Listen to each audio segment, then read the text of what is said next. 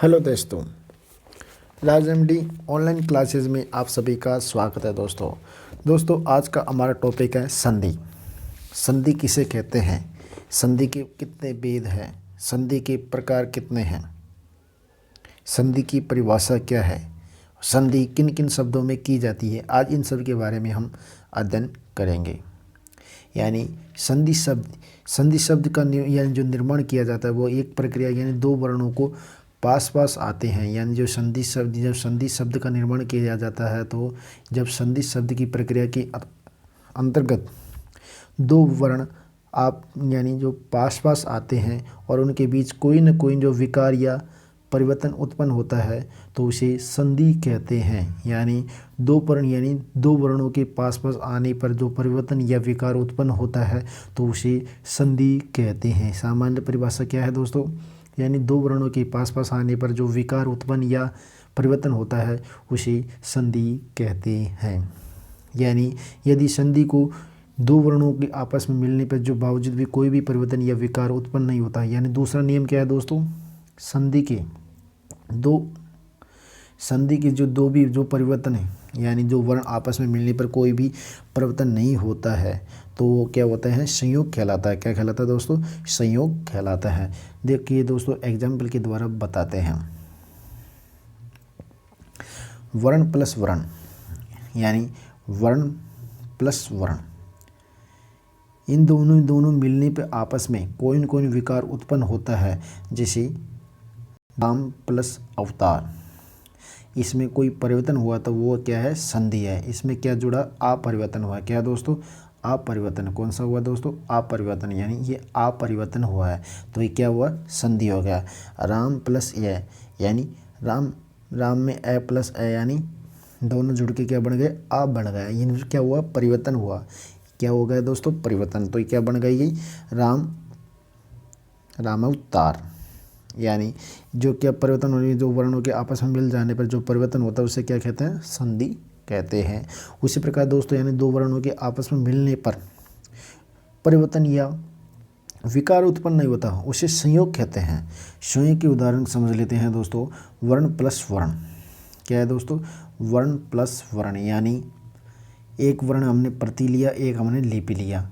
अब इसमें E plus ई, यानी बड़ी ई हो जाती है तो इसमें कोई भी विकार या परिवर्तन नहीं हुआ है तो ये डायरेक्ट कैसे लिखा गया, प्रतिलिपि। क्या लिखा गया, प्रतिलिपि। तो ये हमारा क्या हो गया दोस्तों, संयोग हो गया। क्या हमारा दोस्तों, ये संयोग है, प्रतिलिपि। यानी इसमें कोई भी परिवर्तन नहीं हुआ, प्रति प्लस और लिपि। इसे आपको समझ आ गया संधि किसे कहते हैं और संयोग किसे कहते हैं। अब यानी संधि को पढ़ने से पहले हम इनकी संधि के कुछ शर्तों के बारे में, हम नियमों के बारे में अध्ययन करेंगे। देखिए पहला नियम क्या है, यानी संधि, हमारा संधि का पहला नियम कहता है, यानी संधि से पूर्व की दोनों इकाइयाँ अलग अलग रूप से सार्थक होनी चाहिए। यानी संधि तभी हो सकती है जब दोनों रूप में जो इकाइयाँ होती हैं जो अलग अलग होनी चाहिए और सार्थक होनी चाहिए, तो तभी हम संधि कर सकते हैं। दूसरा नियम हमारा कहता है दोस्तों, यानी संधि से पूर्व की दोनों इकाइयों से मिलाकर अर्थ निकलना या वही अर्थ संधि के बाद वाली नई इकाई का होना चाहिए। यानी संधि करने से पूर्व हमने दोनों इकाइयों का अर्थ निकालना चाहिए और संधि करने के बाद भी वही अर्थ संधि का निकालना चाहिए, तब जाके तो हम संधि कर सकते हैं। क्या कर सकते हैं दोस्तों, संधि कर सकते हैं। उसी प्रकार दोस्तों हमारा तीसरा नियम आता है, यानी दो वर्णों के आपस में मिलने पर परिवर्तन अति आवश्यक है। क्या है दोस्तों, दो वर्णों के आपस में मिलने पर जो क्या होता है, हमारा जो परिवर्तन होना जरूरी है। क्या है दोस्तों, परिवर्तन होना जरूरी, यानी दो वर्णों के आपस में मिलने पर कुछ न कुछ परिवर्तन होना चाहिए और अर्थ निकलना चाहिए। उसे क्या कहते हैं, यानी संधि कहते हैं। आपको हम एग्जाम्पल के द्वारा समझाते हैं। गीत प्लस अवली, यानी गीतावली, क्योंकि तय में ए निकला हुआ है, ऐश्वर, और पीछे प्लस के बाद में भी ए है। ए प्लस मिलके क्या बन जाता है, आ बन गया, यानी गीतावली बन गया। यानी कौन सा, दीर्घ संधि हो जाती है। कौन सी दोस्तों, दीर्घ संधि हो जाती है। जैसे मुक्ता प्लस अवली, यानी मुक्ता में आ है प्लस के बाद ए है, इसमें ए है, यानी मुक्ता। ता है, ये ता को यानी इसमें ए है तो ए हो गया, तो ये ए आ गया प्लस,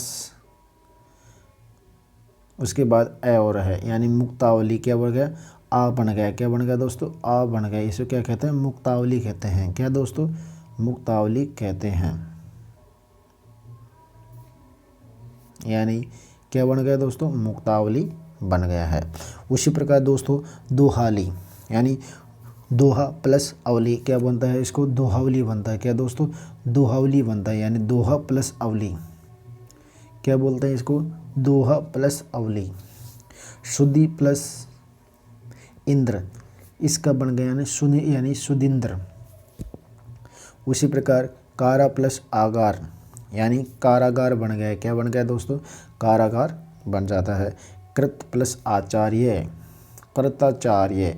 इन सब, यानी इन सब सभी शब्दों में कौन सी संधि है दोस्तों, दीर्घ संधि है। कौन सी है दोस्तों, दीर्घ संधि है। उसके बाद दोस्तों हम यानी संधि के भेद के बारे में पढ़ेंगे। संधि क्या है, संधि के कितने भेद हैं। संधि के दोस्तों यानी यहाँ पे संधि के कितने भेद बताए गए दोस्तों, संधि के 3 भेद बताए गए। कितने दोस्तों, 3 भेद संधि के बताया गया है। यानी मुख्य रूप से 3 प्रकार की संधि होती है। कितने प्रकार के दोस्तों, 3 प्रकार की संधि होती है। और संधि के 3 भेद होते हैं। कितने दोस्तों, 3 भेद होते हैं। पहला होता है स्वर संधि। कौन सी दोस्तों, स्वर संधि। यानी स्वर संधि मुख्य स्वर यानी मुख्य संधि का भेद है। दूसरी आती है व्यंजन संधि। कौन सी दोस्तों, व्यंजन संधि। उसके बाद आती है विसर्ग संधि, यानी मुख्य संधि का तीसरा पार्ट आता है विसर्ग संधि। स्वर संधि, व्यंजन संधि और विसर्ग संधि, यानी 3 पार्ट हो गए मुख्य संधि के। उसी प्रकार दोस्तों यानी हम संधियों के जो हमारे मुख्य संधि है उनके भेदों के भी उपभेद और होते हैं। जैसे स्वर संधि के कितने भेद होते हैं, स्वर संधि के 5 भेद होते हैं। कितने दोस्तों, 5 भेद होते हैं। दीर्घ होता है, गुण होता है, वृद्धि होती है, यण होती है और अयदि होती है। यानी स्वर संधि, स्वर संधि के कितने भेद है दोस्तों, 5 भेद है। और मुख्य संधि के 3 भेद है। कितनी, आपको क्वेश्चन में पूछ लिया जाए यानी मुख्य संधि के कितने भेद है, उसमें आपका आंसर आना चाहिए कौन सा दोस्तों, तीसरा। यानी 3 होते हैं मुख्य संधि के भेद। और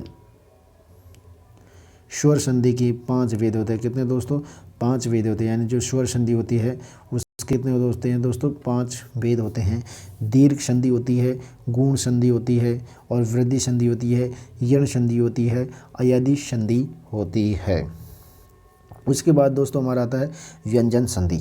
कौन सा दोस्तों, व्यंजन संधि। व्यंजन संधि के यानी जिसमें कितने भेद होते हैं, व्यंजन संधि में यानी 20 नियम होते हैं। कितने दोस्तों, व्यंजन संधि में यानी 20 नियम होते हैं।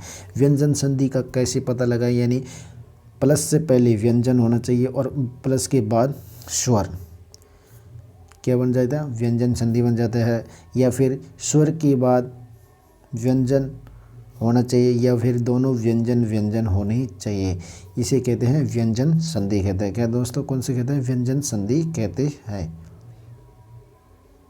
आप देख सकते हैं, देखिए यानी व्यंजन प्लस स्वर, व्यंजन के बाद स्वर हो फिर भी व्यंजन संधि होगी, और स्वर के बाद या व्यंजन हो फिर भी व्यंजन संधि होगी, या फिर दोनों ही व्यंजन हो प्लस और प्लस के बाद तो व्यंजन कितने, दोनों ही क्या होगी, व्यंजन संधि होगी।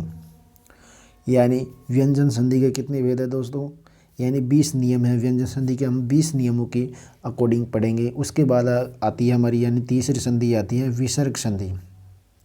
कौन सी आती है दोस्तों, विसर्ग संधि। विसर्ग संधि, विसर्ग संधि यानी विसर्ग के बाद स्वर या फिर व्यंजन आना चाहिए। ये जब जाके क्या बनती है, विसर्ग संधि बनती है। क्या बनती है, विसर्ग संधि बनती है। यानी विसर्ग के बाद स्वर या व्यंजन दोनों ही स्थिति में विसर्ग संधि बनती है।